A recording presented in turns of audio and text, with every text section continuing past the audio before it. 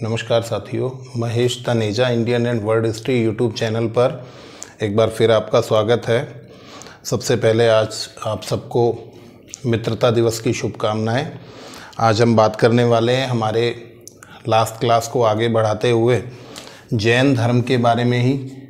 और पिछली क्लास में हमने बात की थी जैन धर्म के जो मुख्य तीर्थंकर हैं उनके बारे में, महावीर स्वामी के जीवन के बारे में, पार्श्वनाथ जी के जीवन के बारे में। आज कुछ और बातचीत करनी है हमें, और उसमें मुख्य रूप से जैन संघ की बात करनी है और जैन धर्म के सिद्धांतों की। चलिए शुरू करते हैं। सबसे पहले एक शब्दावली से बात को शुरू करने का प्रयास करते हैं। कुछ ऐसे शब्द जो आपको यहाँ पर काम आने वाले हैं: गणधर, कैवल्य, श्रमण, श्रमणी, श्रावक, श्राविका, शलाका पुरुष, थेरा। तो ये कुछ शब्द हैं। अर्हत, ये कुछ शब्द हैं जिनके बारे में हमें बात करनी है। सबसे पहले हमको ये बेसिक कंसेप्ट क्लियर होना चाहिए, उसके बाद हम आगे बढ़ पाएंगे और हम बातचीत को सही तरीके से समझ पाएंगे। देखिए, गणधर क्या है तो आपको बता दें, महावीर स्वामी के जो मुख्य अनुयायी हैं, 11 अनुयायी जो हैं वो क्या कहलाते हैं? वो गणधर कहलाते हैं। अर्थात प्रारंभिक अनुयायी जो जैन धर्म के हैं उन्हें गणधर कहा जाता है। ठीक। उसके बाद कैवल्य, ज्ञान प्राप्त करने वाले, जो संपूर्ण ज्ञान को प्राप्त करने वाले हैं वो केवलिन कहलाते हैं, और इस संपूर्ण ज्ञान को ही कैवल्य कहा जाता। ठीक है। महावीर स्वामी ने जब ज्ञान की प्राप्ति की है तो इसका मतलब उन्होंने कैवल्य की प्राप्ति की है, और उसके बाद वो क्या कहलाए? केवलिन कहलाए। ठीक है। तो संपूर्ण ज्ञान को कैवल्य कहा जाता है।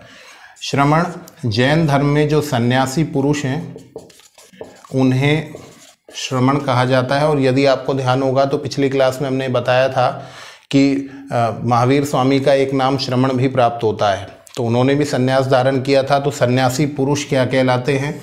वो श्रमण कहलाते हैं। सन्यासी स्त्रियां जो हैं वो कहलाती हैं श्रमणी। गृहस्थ पुरुष कहलाते हैं श्रावक, और गृहस्थ महिलाएं या स्त्रियां क्या कहलाती हैं? श्राविका कहलाती हैं। इसके बाद बात करते हैं शलाका पुरुष। जैन धर्म में एक मान्यता है कि जैन धर्म से संबंधित 63 महान पुरुष हुए हैं, 63 महापुरुष हुए हैं, और इन 63 महापुरुषों को शलाका पुरुष के नाम से जाना जाता। और आपको बताएं, हेमचंद्र सूरी की एक पुस्तक है त्रिषष्टि शलाका पुरुष चरित, त्रिषष्टि शलाका पुरुष चरित। इसमें 63 महापुरुषों का उल्लेख मिलता है, और इन 63 में से भी आपको बताएं 24 तीर्थंकर भी हैं। और आपको एक बात और बता दें, इन महापुरुषों में मुख्य रूप से जैन धर्म से संबंधित हैं, परंतु इसके इतर भी कुछ महापुरुष मिलते हैं। और इसका एक उदाहरण मिलता है कि कृष्ण का उल्लेख भी त्रिषष्टि शलाका पुरुष चरित में मिलता है। अर्थात कृष्ण को भी 63 महापुरुषों में से एक स्वीकार किया गया है। चलिए, जैन धर्म के जो मुख्य उपदेशक होते हैं उन मुख्य उपदेशकों को थेरा कहा जाता है। और जो पूज्य हैं, जैन धर्म में जो पूज्य हैं, पूजनीय हैं, अर्थात जिन्होंने पूजा के योग्य पद को प्राप्त कर लिया है, स्थान को प्राप्त कर लिया है, उन्होंने अपनी तपस्या के माध्यम से, ज्ञान के माध्यम से, उन्हें अर्हत कहा जाता है। ठीक है। तो ये कुछ ऐसे शब्द हैं जो बेसिकली हमको पता होने चाहिए, और इससे क्या है कि हमारी जानकारी फिर आगे भ्रमित नहीं होते हम, और शब्द का हम सीधे इस्तेमाल कर पाएंगे। एक और बात कर लेते हैं संलेखना या संथारा की। संलेखना या संथारा क्या है? जैन धर्म में उपवास के द्वारा देह त्याग करने की जो परंपरा है इसे संलेखना या संथारा कहा जाता है। और चंद्रगुप्त मौर्य जो भारत के प्रथम ऐतिहासिक सम्राट माने जाते हैं, जिन्होंने जैन धर्म अपनाया भद्रबाहु की प्रेरणा से, उन्होंने श्रवणबेलगोला कर्नाटक क्षेत्र में सल्लेखना के द्वारा अपने प्राण त्याग दिए। इस तरह की जानकारियां हमें प्राप्त होती हैं। तो सल्लेखना या संथारा की परंपरा भी जैन धर्म से संबंधित है और उपवास के द्वारा देह त्याग, शरीर त्याग करने की परंपरा है ये। ठीक है, तो ये कुछ शब्द हैं जिसके बारे में हमने बात कर ली। और अब हम बात करने वाले हैं जैन धर्म से संबंधित जैन संघ की। जिस तरह से महात्मा बुद्ध ने बौद्ध संघ का निर्माण किया, स्थापना की, उसी तरह से जैन भिक्षुओं के लिए महावीर स्वामी द्वारा एक संघ बनाया गया जिसे जैन संघ के नाम से जाना जाता है। और ये जैन संघ कहाँ बनाया गया? तो पावापुरी में बनाया गया। ठीक है, अब यहीं पर प्रश्न को हम महत्व देते हैं कि पावापुरी में ये जैन संघ जो बनाया तो ये भिक्षुओं के लिए था या भिक्षुणियों के लिए था? तो आपको बता दें, भिक्षुओं के लिए भी संघ बनाया गया और भिक्षुणियों के लिए भी संघ बनाया गया, अर्थात पुरुषों के लिए भी और स्त्रियों के लिए भी संघ का निर्माण किया गया। और भिक्षु संघ में यदि हम बात करें कि जैन धर्म के जो भिक्षु संघ था वहाँ पर महत्व किसका है? तो महावीर स्वामी के निर्माण के बाद यहाँ पर आपको सुधर्मन का नाम प्राप्त होता है।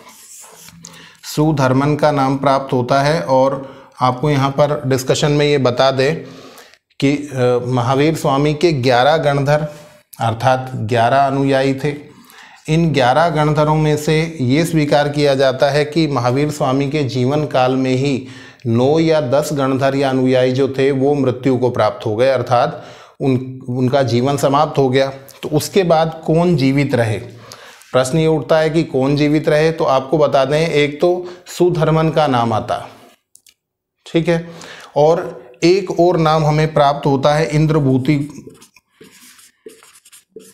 इंद्रभूति गौतम का। यदि हम ये संख्या 10 मानते हैं कि 10 समाप्त हो गए थे महावीर स्वामी के जीवन के साथ ही या उनसे पहले ही, तो कौन बचा? तो वहाँ पर सुधर्मन बचा। और यदि हम ये मानते हैं कि 9 गणधर समाप्त हो गए थे, उनकी मृत्यु हो गई थी, तो कौन बचे? इंद्रभूति गौतम भी बचे। तो कुल मिलाकर ज़्यादा से ज़्यादा ये 2 बचे।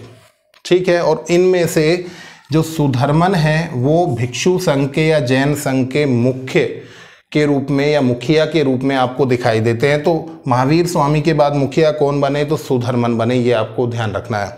इसके अलावा भिक्षुणियों का जो संघ रहा, इस भिक्षुणियों के संघ की प्रमुख महिला यदि हम आपको बताएं तो चंपा नरेश थे दधिवाहन। इनकी पुत्री का नाम था चंदना। चंपा के नरेश दधिवाहन, उनकी पुत्री का नाम था चंदना। और ये चंदना जो हैं ये महावीर की प्रथम महिला अनुयायी भी हैं या प्रथम महिला शिष्या जिसे कहें हम, तो वो कौन है? तो वो चंदना है। और इन्हीं चंदना को भिक्षुणी संघ का अध्यक्ष भी नियुक्त किया गया। तो कुल मिला के बात यह है कि जैन संघ जो था वो पावा में ही था और पावा में भी इसके दोनों स्वरूप देखने को मिलते हैं। पुरुषों के लिए भिक्षु संघ और स्त्रियों के लिए भिक्षुणी संघ की स्थापना अलग अलग की गई। दोनों ही पावा में थे। और यहाँ आपको बता दिया सुधर्मन का महत्व रहा और यहाँ पर भिक्षुणी संघ की जो अध्यक्षा थी उस समय वो चंदना थी। ठीक है, अब ये जो जैन संघ बना, ये जैन संघ आगे जाकर अजीब स्थिति में चला गया। अजीब स्थिति का मतलब ये है कि कहीं इसमें विभाजन की स्थितियाँ आने लगी और महावीर के जीवन से ही ये चीज़ें शुरू हो गई।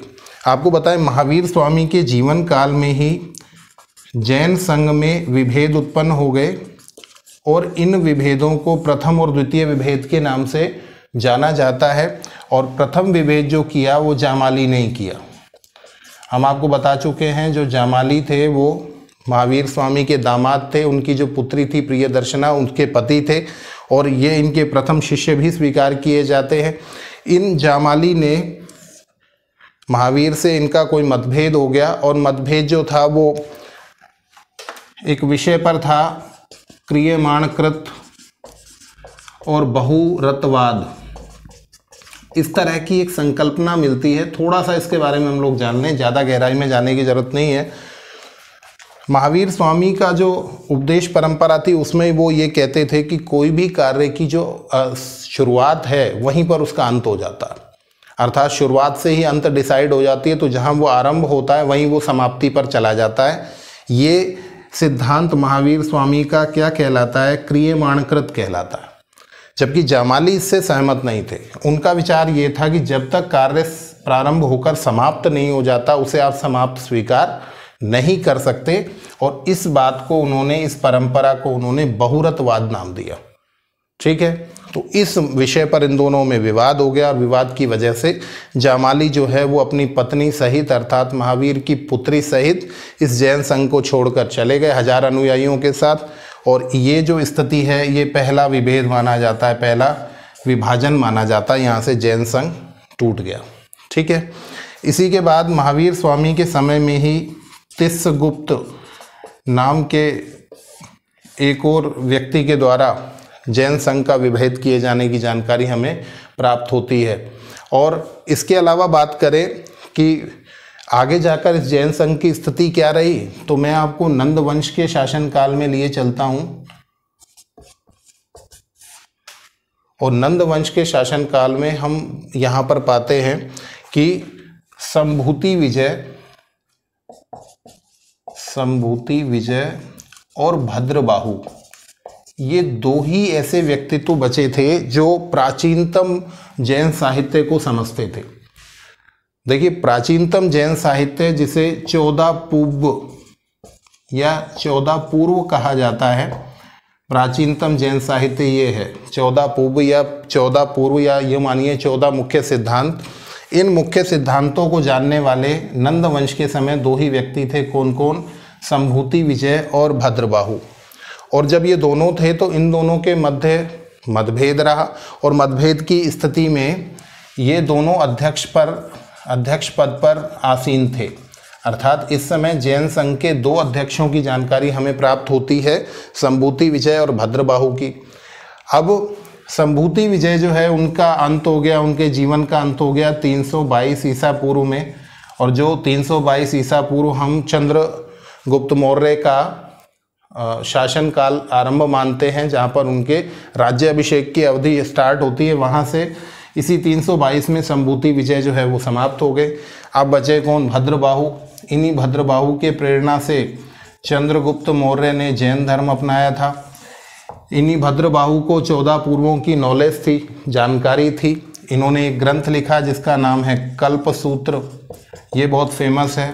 और जब हम जानते हैं चंद्रगुप्त मौर्य ने प्रथम जैन संगीति का आयोजन कराया, प्रथम जैन संगीति का आयोजन किसने कराया? चंद्रगुप्त मौर्य ने कराया। तो वहाँ पर पाटलिपुत्र में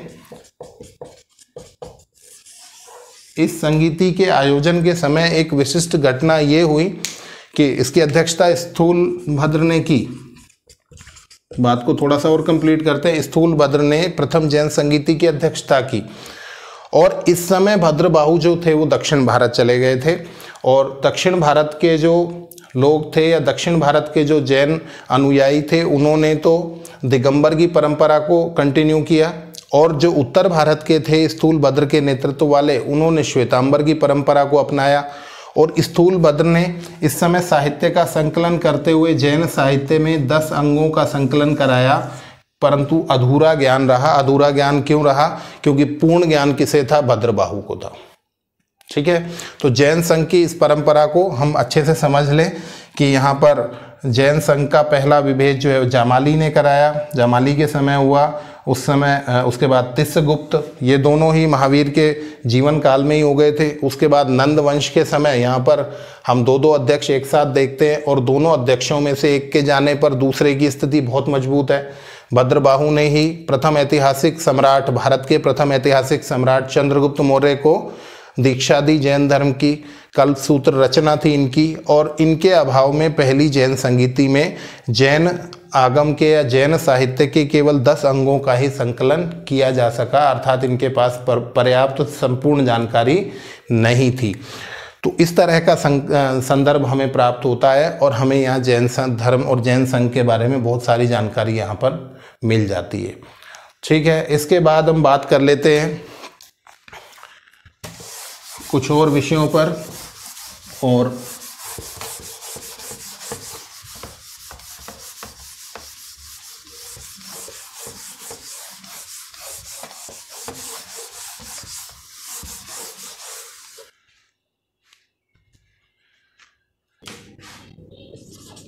जैन धर्म के प्रमुख सिद्धांत। तो जैन धर्म के प्रमुख सिद्धांतों को देख लेते हैं। इसमें से प्रश्न हमसे बहुत पूछे जाते हैं। सबसे पहले बात करते हैं त्रिरत्न परंपरा की। त्रिरत्न क्या है? तो सम्यक ज्ञान, सम्यक दर्शन और सम्यक चरित्र। सम्यक का मतलब होता है उचित प्रकार से, अर्थात हमारा ज्ञान उचित हो, हमारी श्रद्धा उचित हो। दर्शन का मतलब यहाँ पर क्या है? श्रद्धा से है। और हमारा चरित्र भी कैसा होना चाहिए? वो श्रेष्ठ होना चाहिए। चलिए बात करते हैं अगले सिद्धांत की। और अगला सिद्धांत हमारा कौन सा है? तो पंच महाव्रत। हम लोग बात करके आए हैं कि 4 सिद्धांत पार्श्वनाथ जी के द्वारा दिए गए। कौन कौन से दिए गए? सत्य, अहिंसा, अस्तेय और अपरिग्रह। क्या होते हैं? सत्य हमें पता है, अहिंसा, हिंसा नहीं करना, मन कर्म वचन से किसी के बारे में बुरा सोचना भी नहीं, कुछ ऐसा गलत करना भी नहीं, अस्तेय चोरी नहीं करना, और अपरिग्रह आवश्यकता से अधिक संग्रह नहीं करना। जितनी हमारी आवश्यकता है केवल उतनी वस्तुओं का ही संग्रह हम करें, ये अपरिग्रह है। तो ये 4 सिद्धांत दिए थे किसने? पार्श्वनाथ जी ने। और 5वां सिद्धांत जो ब्रह्मचर्य है ये दिया किसने? ये दिया महावीर स्वामी ने। ठीक है। और ये 5 मिलकर क्या कहलाते हैं? पंच महाव्रत कहलाते हैं। और जो जैन भिक्षु हैं, उन जैन भिक्षुओं के लिए इन पंच महाव्रतों का पूरी तरह से पालन, अक्षरशः पालन करना अनिवार्य था। परंतु आप देखेंगे तो ये इन सब का पालन करना संभव नहीं है। अगर आप पूरी तरह से पालन करने चलेंगे तो समाज में आप बहुत मुश्किल से टिक पाएंगे। इसलिए लोगों ने इसका विरोध करना शुरू किया। लोगों को लगा कि ये उचित नहीं है। हम जैन धर्म भी अपनाना चाहते हैं पर इतने कठोर नियमों की पालना संभव नहीं है। इस वजह से जो गृहस्थ थे उनके लिए अणुव्रत की संकल्पना अस्तित्व में आई। और अणुव्रत का मतलब क्या है? अर्थात हम इन 5 सिद्धांतों को पूर्ण रूप से तो नहीं परंतु उनके अणु रूप में, अर्थात जहाँ तक संभव होगा वहाँ तक इसकी पालना निश्चित करेंगे। और गृहस्थों के लिए अणुव्रत की संकल्पना आई, जिसे सत्याणुव्रत, अहिंसाणुव्रत, अस्तेय अणुव्रत, अपरिग्रह अणुव्रत और ब्रह्मचर्य अणुव्रत के नाम से जाना जाएगा। तो अणुव्रत जोड़ देंगे हम 5 महाव्रतों में। तो क्या डिफरेंस आया दोनों में? जो पंच महाव्रत है वो तो पूरी तरह से इन सिद्धांतों की पालना की बात करते हैं। ये तो केवल उनके लिए हैं जो सन्यासी हो गए हैं, जिन्होंने सन्यास धारण कर लिया है, वो तो इनकी पूरी पालना करेंगे। परंतु जो गृहस्थ हैं वो जहाँ तक संभव होगा सत्य बोलेंगे, जहाँ तक संभव होगा अहिंसा का पालन करेंगे, जहाँ तक संभव होगा चोरी नहीं करेंगे, अपरिग्रह रखेंगे। और ब्रह्मचर्य का मतलब ये है कि किसी अन्य महिला स्त्री के प्रति उनका जो दृष्टिकोण होगा वो अनुचित नहीं होगा। तो जहाँ तक संभव होगा ब्रह्मचर्य का पालन करेंगे। तो इस तरह से ये आंदोलन अणुव्रत आंदोलन के नाम से भी जाना गया। और आपको बताएं राजस्थान में नागौर में लाडनू स्थान है और आचार्य तुलसी इसके लिए प्रसिद्ध रहे हैं। आचार्य तुलसी प्रसिद्ध रहे हैं इनके लिए। इन्होंने अणुव्रत आंदोलन को आगे बढ़ाया, बहुत महत्व दिलाया। ठीक है। तो ये भी सिद्धांत हम समझ जाएंगे कि अणुव्रत आंदोलन या अणुव्रत सिद्धांत क्या था। महाव्रत और अणुव्रत। महाव्रत जो है वो सन्यासियों के लिए और अणुव्रत गृहस्थों के लिए। चलिए चौथे सिद्धांत की तरफ बढ़ते हैं। और चौथा सिद्धांत हमारा जो है वो है अनीश्वरवाद का सिद्धांत।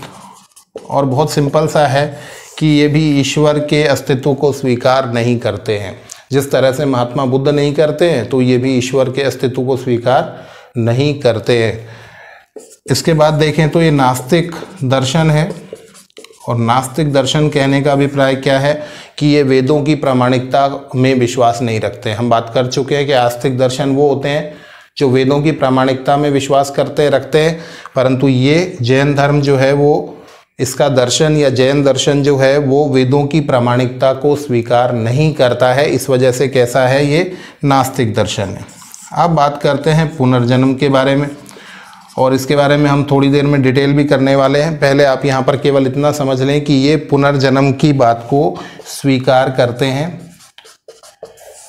पुनर्जन्म को स्वीकार करते हैं। बौद्ध धर्म भी स्वीकार करता है पुनर्जन्म को, और जैन धर्म भी इसे स्वीकार करता है। ठीक है, ये छठा सिद्धांत हो गया हमारे पास। इसके अलावा दो महत्वपूर्ण सिद्धांत हम डिस्कस कर लेते हैं।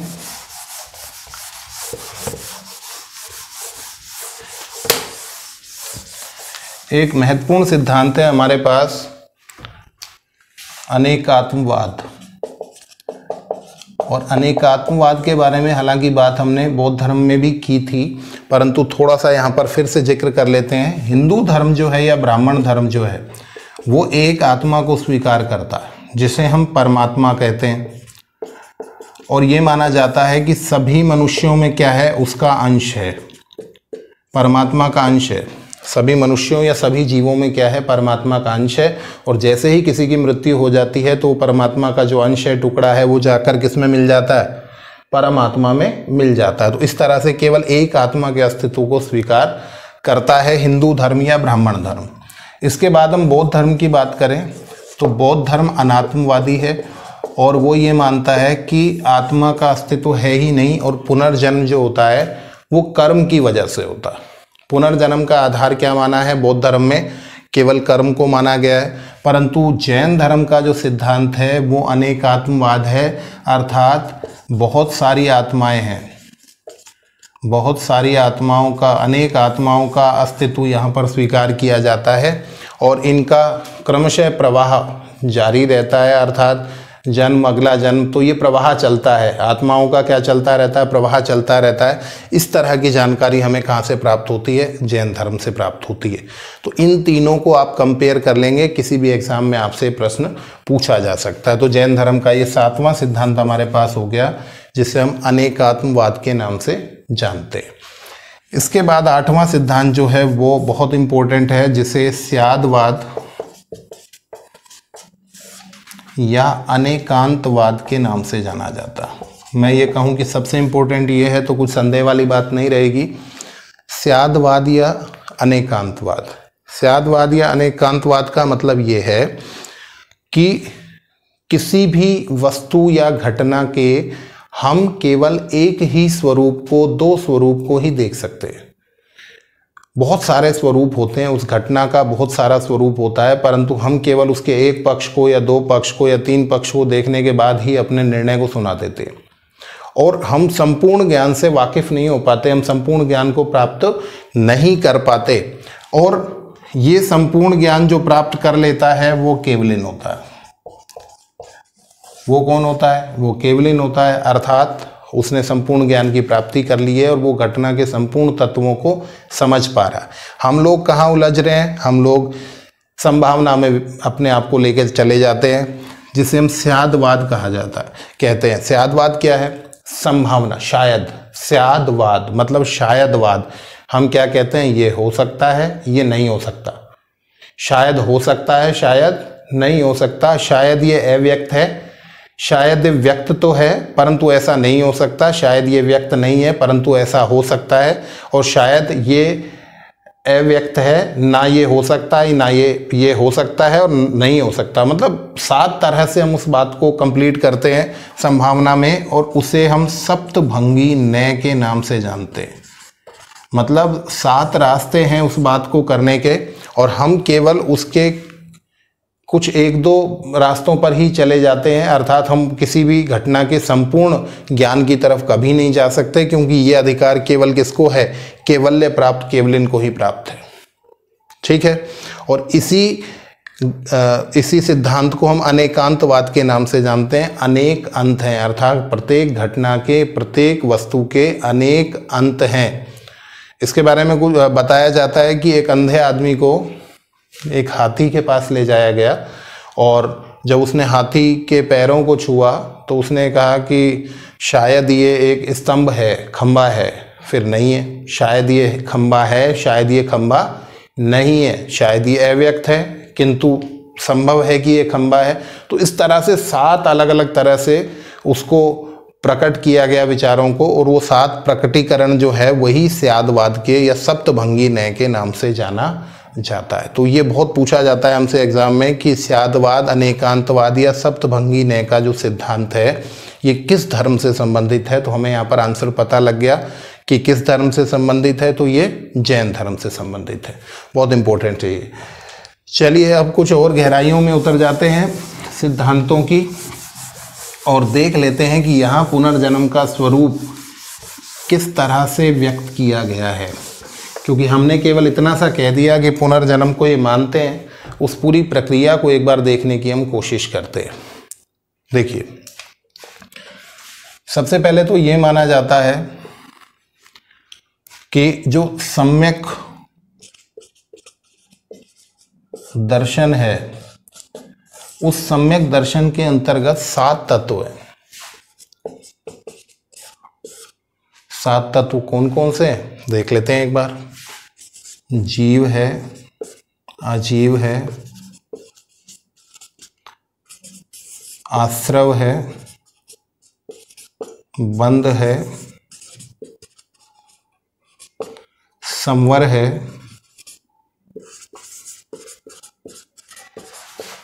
निर्जरा है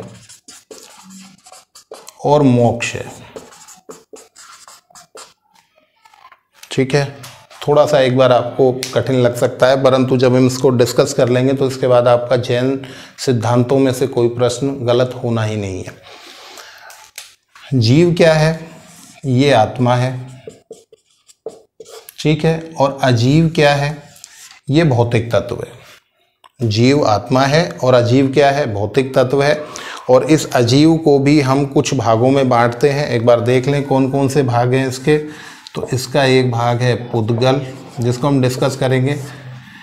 एक भाग है इसका पुद्गल। पुद्गल के अलावा धर्म, अधर्म, धर्म, इसके बाद अधर्म, इसके बाद बात करें तो आकाश, और लास्ट बात करें तो काल। इसको थोड़ा सा डिस्कस कर लेते हैं तो बात हमारी यहाँ और स्पष्ट हो जाने वाली है। देखिए, जीव आत्मा है, आत्म तत्व है। अजीव क्या है? ये भौतिक तत्व है। और भौतिक तत्व में पुद्गल क्या है? भौतिक तत्व में सबसे पहले है पुद्गल, जिसे आप कर्म कह सकते हैं। धर्म क्या है? जीव और अजीव ये दोनों जो हैं, इन दोनों के, जीव और अजीव का मतलब, जीव का मतलब आत्मा, अजीव का मतलब पुद्गल से ले रहे हैं हम यहाँ पर। ये मैं यहाँ पर कर्म लिख देता हूँ। इनका जो आगमन है या गमन है उसका आधार क्या है? उसका आधार धर्म है। अधर्म क्या है? अधर्म उसका स्थायी आश्रय है। आकाश क्या है? ये स्थान प्रदाता है, स्थान प्रदाता है। और काल क्या है? ये परिणाम व्यक्त करता। चलिए एक बार डिस्कस हो जाए। देखिए, अजीव क्या है? पुद्गल। पुद्गल का मतलब कर्म, अर्थात हम जो भी भौतिक तत्व है, हमारा जो शरीर है, हमारे जो कर्म है, ये सब किसके अंतर्गत आते हैं? ये पुद्गल है, ये भौतिक तत्व है हमारे। ठीक है, और इन भौतिक तत्वों को और आत्मा को आश्रय प्रदान करने वाला, या यूं कहिए कि इन दोनों के आगमन गमन का जो आधार है ये क्या है? कि आत्मा आती है, आत्मा चली जाती है, शरीर आता है, शरीर चला जाता है। तो उसका आधार क्या है? उसका आधार है धर्म। ठीक है, धर्म के आधार पर ही हमारा आना जाना और स्वरूप जो है वो निर्धारित होता है। किसके आधार पर? धर्म के आधार पर। अब हम बात करें अधर्म क्या है, तो जो हमारे कर्म होते हैं, अर्थात ये कर्म क्या है? मूल रूप से कर्म है हमारे तृष्णा, अहंकार, ये क्या है? हमारे कर्म हैं।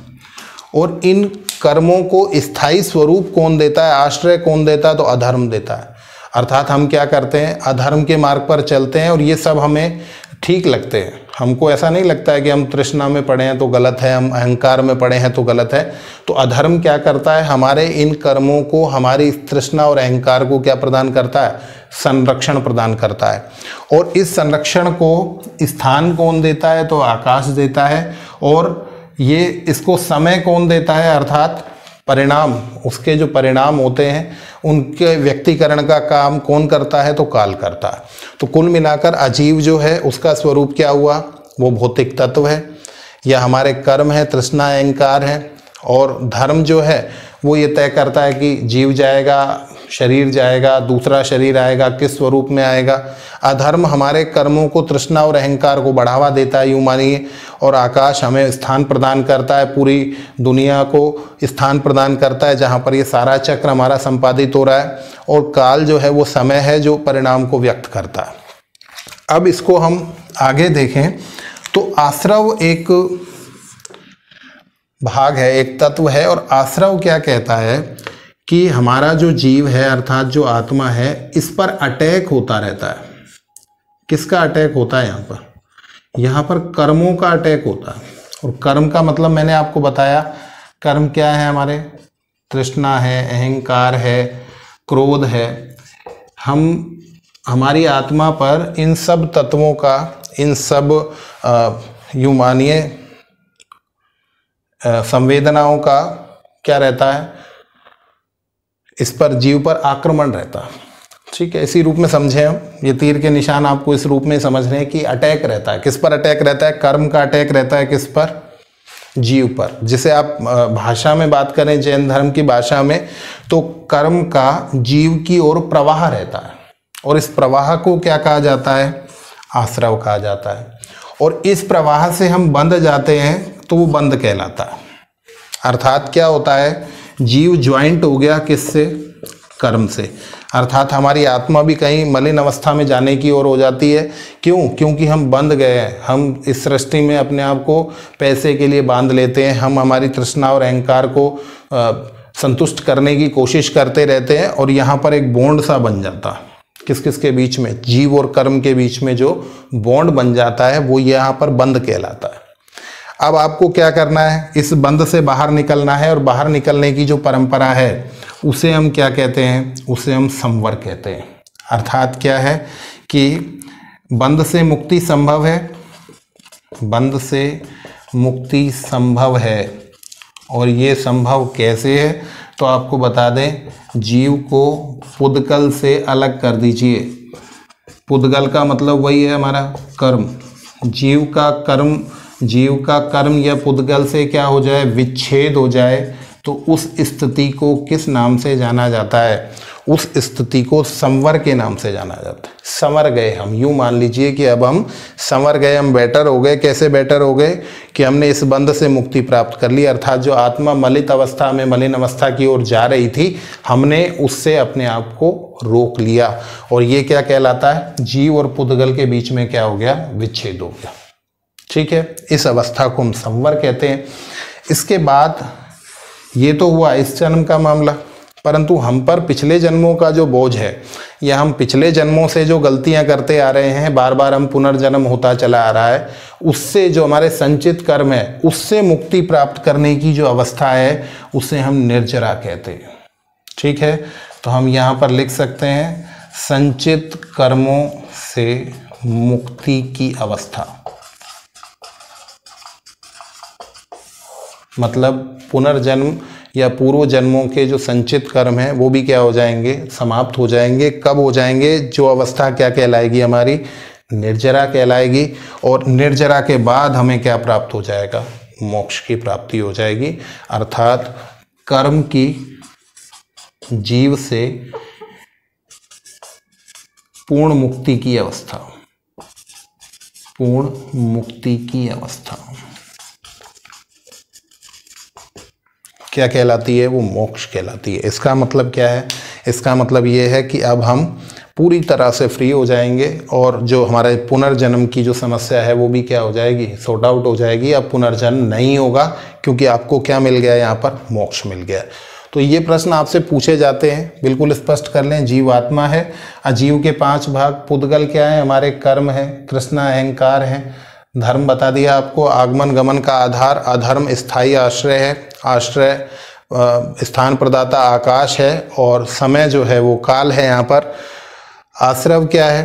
कर्मों का जीव पर अटैक, आत्मा पर अटैक कर रहे हैं, ये हमको भ्रमित करने की कोशिश कर रहे हैं हमारी आत्मा को। बंध क्या है? हम उसमें बंध जाते हैं, कहीं ना कहीं हमारी आत्मा भी उसी तरह का व्यवहार करना शुरू कर देती है, जो गलत है उसका हम साथ देना शुरू कर देते हैं।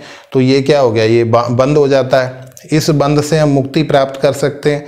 और मुक्ति कैसे प्राप्त करेंगे? हम हमारी तपस्या के द्वारा, ज्ञान प्राप्ति के प्रयासों के द्वारा।